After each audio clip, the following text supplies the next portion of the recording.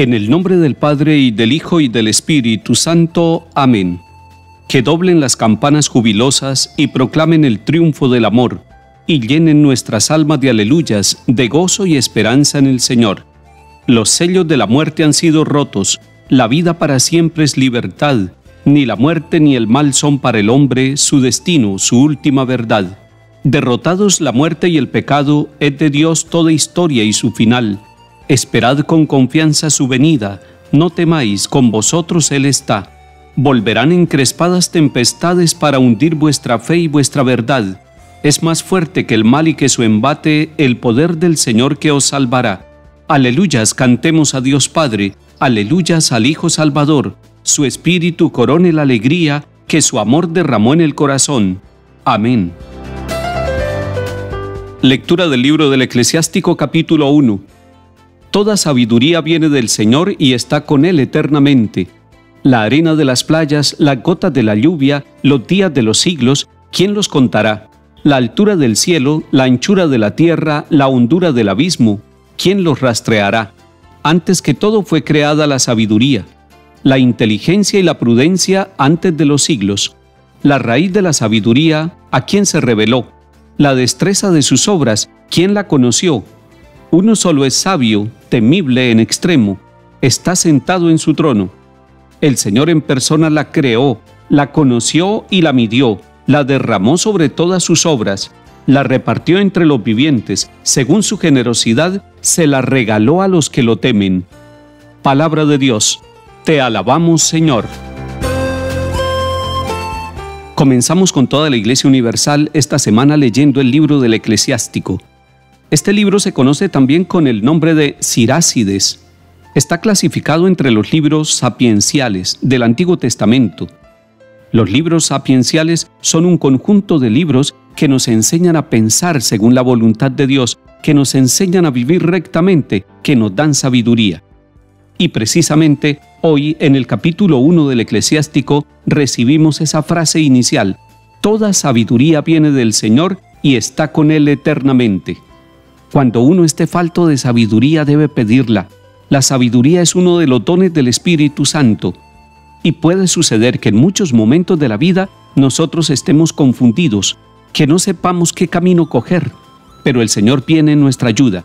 Este tipo de sabiduría no se encuentra en los libros, no se encuentra en aquellos compendios de doctrina, porque no se trata de una sabiduría técnica ni matemática, ni de una sabiduría de este mundo. Es la sabiduría que viene de Dios, es un don de Dios, es un regalo de Dios, y así lo dice el libro del Eclesiástico: toda sabiduría viene del Señor.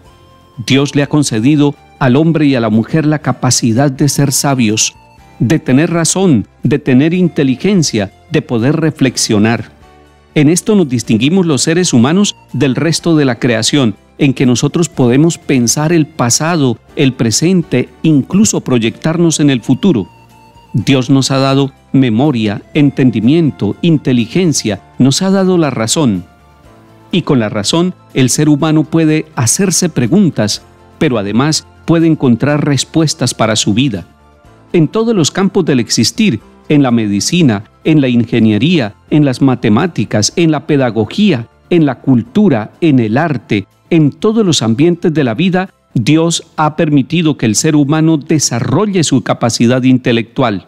Señor, gracias por darnos el don de la inteligencia, gracias por darnos el don de la sabiduría, gracias porque en la humanidad la inteligencia del ser humano le ha permitido responder a muchos interrogantes y además superar muchos problemas, muchas dificultades en bien de la misma criatura, en bien del ser humano, y esto lo has querido tú, Señor.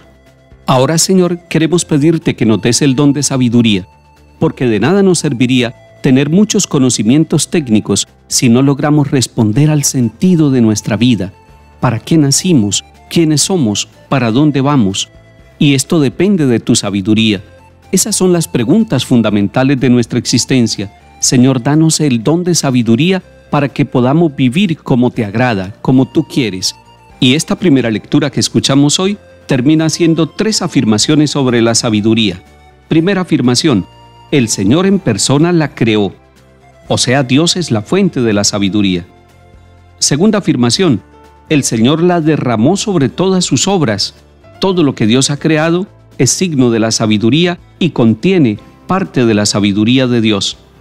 Y tercera afirmación, la repartió entre los vivientes y la da a los que lo temen. Se necesita humildad para que todos nosotros pidamos el don de la sabiduría. Se necesita humildad para entender que sabemos muchas cosas, pero que lo más importante es saber lo que Dios quiere respecto de cada uno de nosotros y encontrar sus caminos. Salmo 92. El Señor reina vestido de majestad, el Señor vestido y ceñido de poder. Así está firme el orbe y no vacila. Tu trono está firme desde siempre y tú eres eterno. Tus mandatos son fieles y seguros. La santidad es el adorno de tu casa, Señor, por días sin término.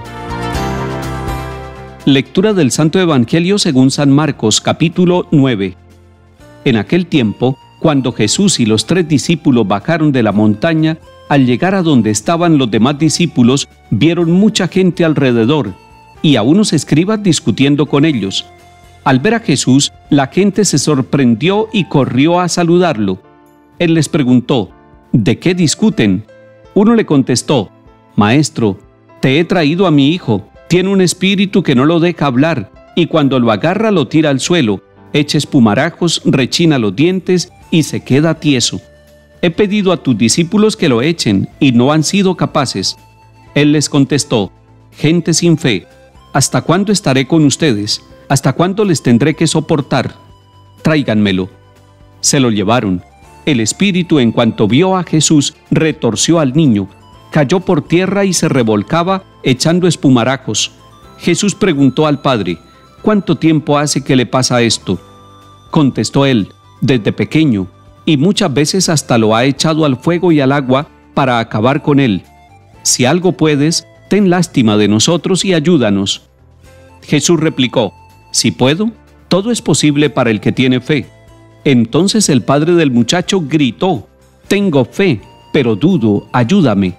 Jesús, al ver que acudía gente, increpó al espíritu inmundo diciendo, espíritu mudo y sordo, yo te lo mando, vete y no vuelvas a entrar en él. Gritando y sacudiéndolo violentamente salió. El niño se quedó como un cadáver, de modo que la multitud decía que estaba muerto. Pero Jesús lo levantó cogiéndolo de la mano y el niño se puso en pie. Al entrar en casa, sus discípulos le preguntaron a solas, ¿por qué no pudimos echarlo nosotros? Él les respondió, esta especie solo puede salir con oración. Palabra del Señor. Gloria a ti, Señor Jesús. Jesús baja de la montaña donde se transfiguró delante de sus 3 discípulos acompañantes, Pedro, Santiago y Juan. Bajan ahora los 4, vienen de la montaña, vienen de la realidad alta de contemplar la gloria de Dios y bajan a la realidad concreta de la vida, a los sufrimientos de hombres y mujeres. Y allí, junto al sufrimiento de las personas, llega Jesús. Los escribas están discutiendo con los discípulos de Jesús. Es interesante ver cómo Marcos nos cuenta que la comunidad, los que están allí reunidos, la gente, al ver a Jesús, se sorprende y corre a saludarlo. Hoy también nosotros vivimos de la sorpresa del Jesús presente en la Eucaristía, de la sorpresa del Jesús presente en la palabra, y queremos correr hacia Él, queremos correr hacia ti, Señor Jesús, para saludarte con toda nuestra vida, con nuestras preocupaciones y alegrías, con nuestra vida familiar al comienzo de este día. El Señor se interesa por lo que está pasando. ¿De qué discuten? Y es un papá el que le responde, he traído a mi hijo con un problema, con una dificultad, y tus discípulos no han podido ayudarme, y le describe todo el problema de su hijo, pero además le dice a Jesús, si algo puedes, ten lástima de nosotros y ayúdanos. Si algo puedes, responde Jesús. Todo es posible para el que tiene fe.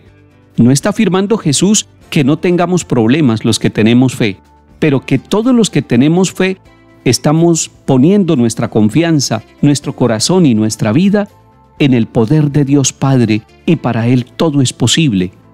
Jesús libera a este niño. Las personas piensan que ha quedado muerto, pero Jesús realmente le está dando vida a este niño, lo está levantando, lo coge de la mano y el niño se pone en pie.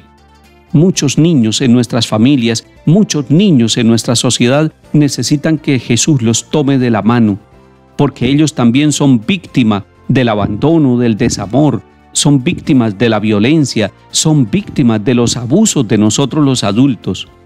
Señor, toma a los niños de nuestras comunidades con tu mano, libéralos de todo aquello que los esclaviza. Haz que los niños también puedan escuchar tu palabra, tu buena noticia. Haz que los niños también te descubran como el amigo, como el hermano, como el Salvador. Los discípulos le preguntan en casa a Jesús, ya en un ambiente más privado y más cercano, ¿por qué no pudimos echar nosotros ese mal que azotaba al niño? Y Jesús le responde, esta especie solo puede salir con oración, fe y oración. La fe hace posible todo desde el corazón de Dios y la oración que nos lleva a encontrar que nosotros no somos los poseedores de un poder, sino que ese poder está en las manos de Dios Padre, del que lo creó y del que puede renovarlo todo. Que el Señor nos bendiga y acompañe en el nombre del Padre, y del Hijo, y del Espíritu Santo. Amén.